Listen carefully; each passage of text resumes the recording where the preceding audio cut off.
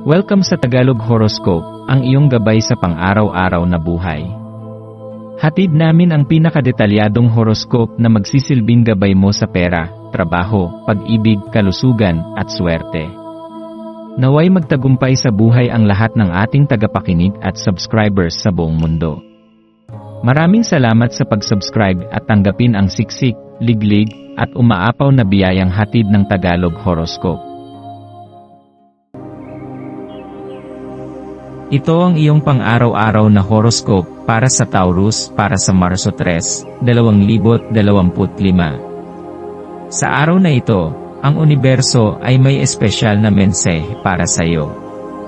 Ang buwan ay nasa iyong tanda, nagdadala ng banayad, ngunit makapangyarihang enerhiya na magpapalalim sa iyong koneksyon sa sarili mong damdamin at pangangailangan. Ito ay isang panahon upang yakapin ang kaginhawaan ng pamilyar, ngunit kasabay nito ay may dumadaloy na puwersang nagtutulak sa iyo upang ipakita ang iyong tunay na pagkatao. Habang tinatanggap mo ang enerhiyang ito, mapapansin mong ang iyong likas na kabaitan at pagmamalasakit sa iba ay may kakayahang magbigay ng init sa mga puso ng iyong mga mahal sa buhay. Huwag mong maliitin ang epekto ng iyong maliliit na kabutihang loob, ang bawat isa ay may kakayahang magbigay ng liwanag sa araw ng iba. Ang araw na ito ay nagbibigay sa iyo ng pagkakataong pag-isipan kung paano nakakaapekto ang iyong kabaitan sa mga taong nakapaligid sa iyo. Ang iyong matiyagang pakikinig, maalalahaning mga kilos, at walang kapantay na suporta ay nagbibigay inspirasyon sa iba at lumilikha ng positibong enerhiya sa iyong paligid. Subalit, habang ikaw ay patuloy na nagbibigay sa iba, huwag mong kalimutang tanungin ang iyong sarili. Ikaw ba ay tumatanggap din ng parehong antas ng pagmamalasakit mula sa iba? Ang balanse sa pagbibigay at pagtanggap ay mahalaga upang hindi mo maramdaman na nauubos ang iyong enerhiya. Habang patuloy kang naglalakbay sa araw na ito, marapat lamang na pagnilayan mo rin kung paano ang mga kilos at enerhiyang ibinabahagi mo sa iba ay nagbubuo ng mas malaking larawan sa iyong buhay. Ang bawat salitang binibigkas mo, ang bawat galaw ng iyong katawan, at ang bawat intensyong inilalabas mo sa mundo, ay bumabalik sa iyo sa iba't ibang paraan. Kaya naman, maging mas maingat ka sa kung paano mo ipinapahayag ang iyong sarili. Maglaan ng oras upang pag-isipan kung paano mo nais makita ng iba ang iyong tunay na pagkatao.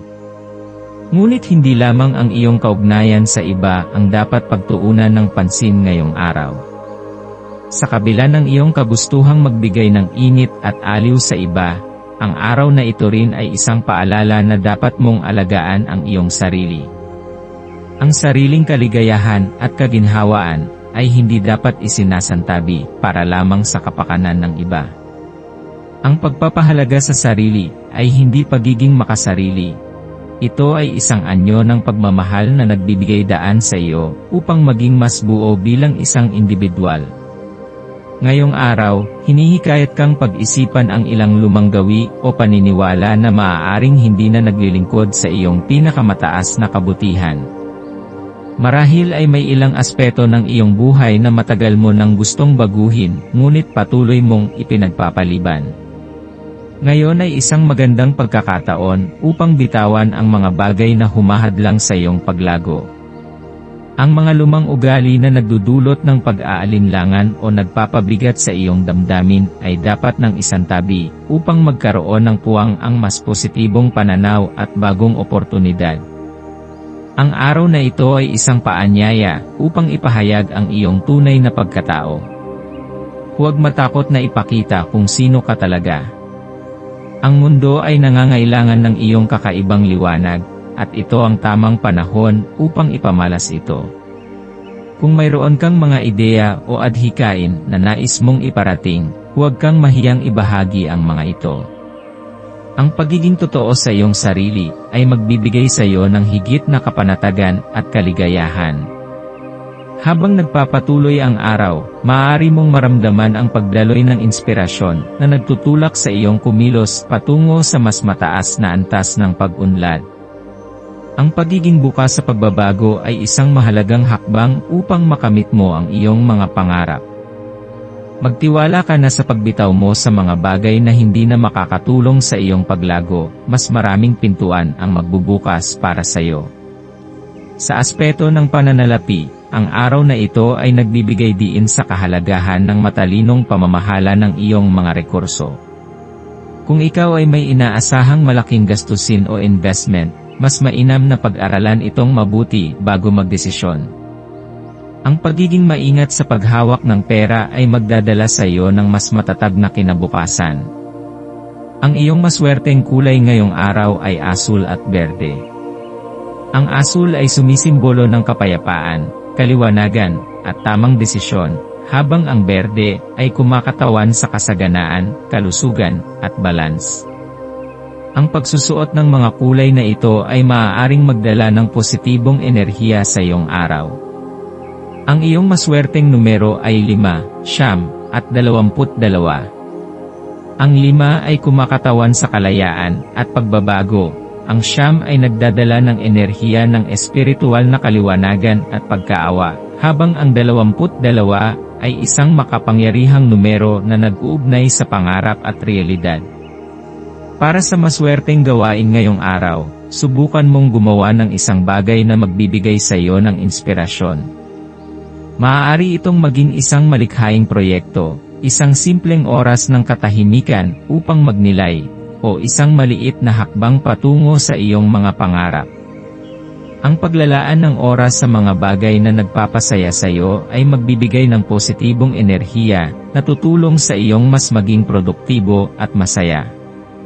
Sa pagtatapos ng araw, tandaan na ang buhay ay isang patuloy na paglalakbay. May mga pagsubok, may mga pagbabago, ngunit sa bawat yugto, may mga pagkakataon upang matuto at lumago. Yakapin ang kasalukuyan, magtiwala sa hinaharap, at huwag kalimutang ipagdiwang ang iyong pag-unlad. Ang iyong kakayahang magbigay ng pagmamahal at inspirasyon ay isang natatanging regalo. Gamitin mo ito upang magdulot ng positibong pagbabago hindi lamang sa iyong buhay, kundi sa buhay ng iba.